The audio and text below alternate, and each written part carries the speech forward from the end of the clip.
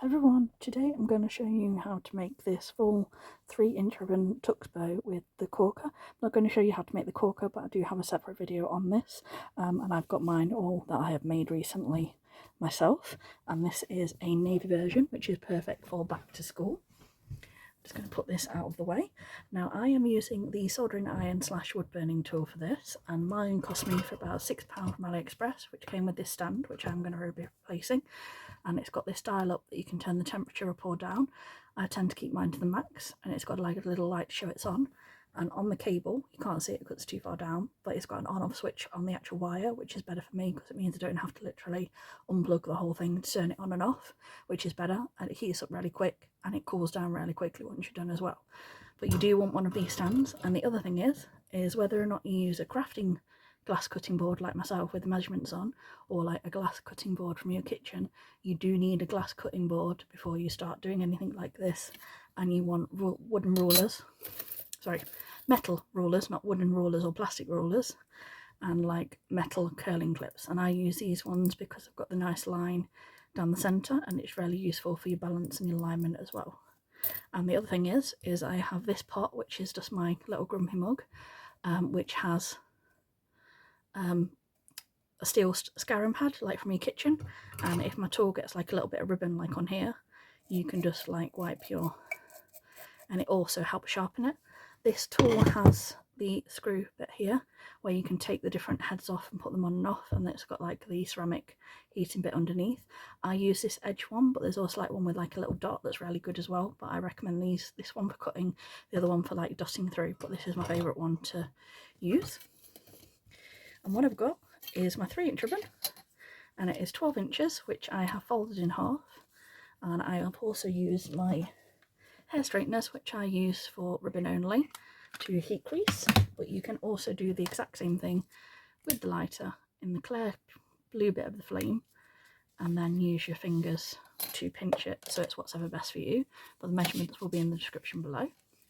Once you've got that folded in half and all lined up, I get my ruler, make sure it's all even, and you want to take about ½ centimetre off to seal it, and try and use the, hard to see upside down, but I try to use the lines on the cutting board as a guide. And then you cut straight across there and take that out of the way, and then you can move your ruler, and you have got a brilliantly sealed circle. And I line these up so that the crease and the join meet, and then I take my little tip here and I just tap those together to sort of get a little, it just makes the next bit pinching a little bit easier. And again, make sure that they're all lined up, and then a little pull from behind, a little pull from the front, pinch, and that gets it all in alignment like this and makes this next step easier. So with the crease join upwards, you want to fold that in half like this, take it against your thumb right in the middle, and then you want to push back and pinch down, and that gives you pinch that side, and then you want to go back so that it's against the original line, and then push it up. And as you can see, you've got all nice and even creases that are all centered. And taking the curling clips that I mentioned earlier, the metal ones, use the line in the middle to line it up with your creases and your join, and that's it. Now for this, I am using 6 pieces of Korker, and you can do all plain or all pattern or all whatever you want to do, but I have got a mix of dots. I will tell you this, the dots are meant to be white. I left these in the oven a little bit longer. I did 20 minutes on these. I probably should have dropped it down to like 15 minutes.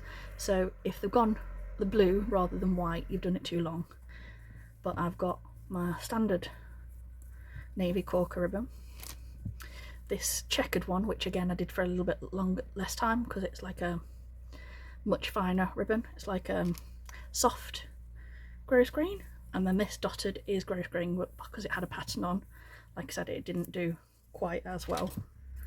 Like I said, because I overcooked it and sort of got a little bit of staining, but it's okay. Waste not, want one. No, I'm not one for wasting things. Now, to sort this out, what I want to do is I tend to layer it, and my corkers tend to work out at about 30 inches, well 30 centimetres, like 12 inches, so about the same size as the original bow. So I've got 6 pieces, and I'm going to layer. I'm going to start with the dot, and I want to pinch it so it's centred, put that on my finger. Then I'm going to take the checkered, and again I'm going to layer that so it's centred on my finger between there. And then I'm going to take the standard plain navy, pinch that there, and then we're going to do the spot again. Try and make sure that they're all sort of even. The different types of ribbon tend to sort of drop more, but I'll show you how to trim them down in a minute. And again, in the centre.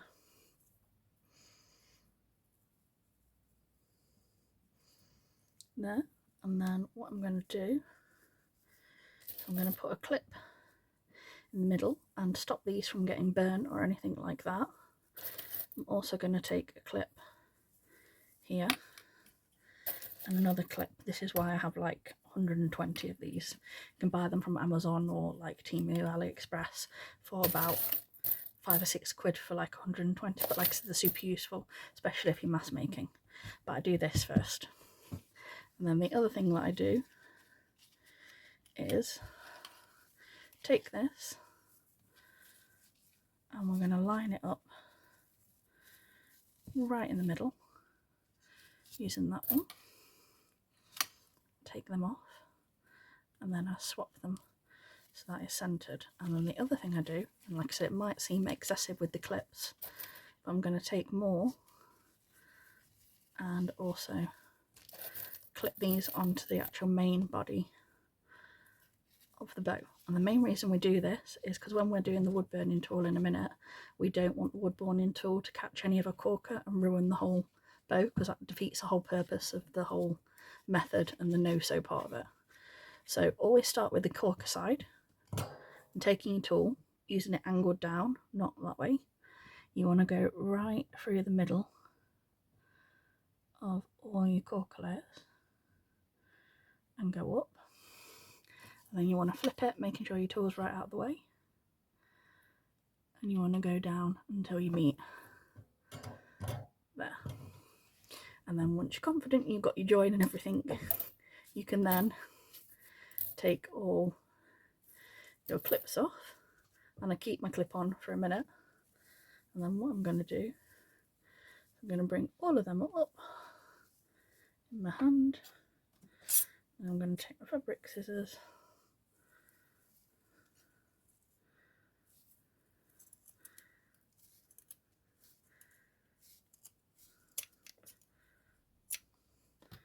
I'm going to make them all even. And then you want to take your lighter and you want to do in the clear blue bit of the flame so you don't get any throwing in the future. You want to heat seal every one of those ends that you've just cut so that they're all the same length. And then I would normally add an alligator clip, but on this occasion, because I've actually got my desk organised and I can get to everything, I'm actually going to put a hair tie on this one, or a bobble if you're from the UK like me. So I've got these seamless extra strong ones, and I always glue at the actual seam. And I've got this bit of 1.5 inch ribbon. As you can see, it's all in alignment it's all sealed together. They're not coming down. Although what I am going to do is just while I put my middle on so I don't glue anything, I'm just going to re-clip them back to the bow. It's just because if I don't, I tend to do things like get glue in my corker and things like that, and I hate wasting ribbon because I've messed up. So you want it against the join there. So I actually put a little bit of ribbon glue on the... That is because I literally just turned that off.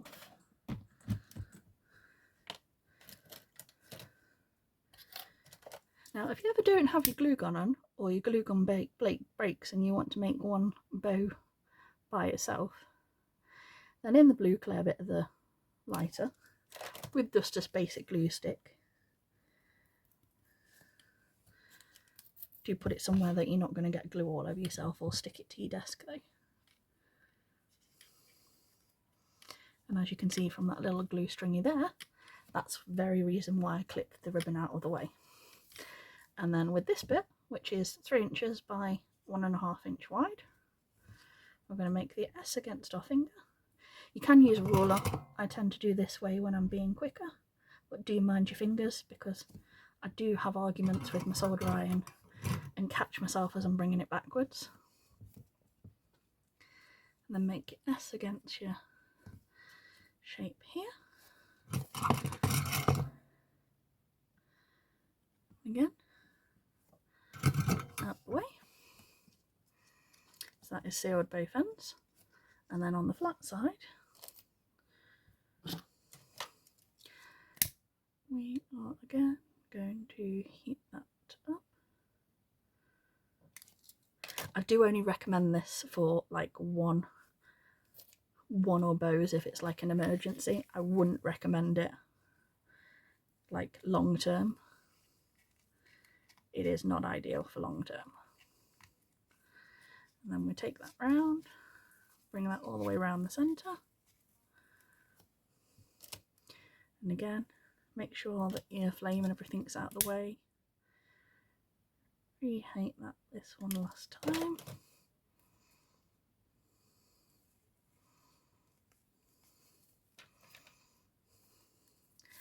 And then we can take our clips off.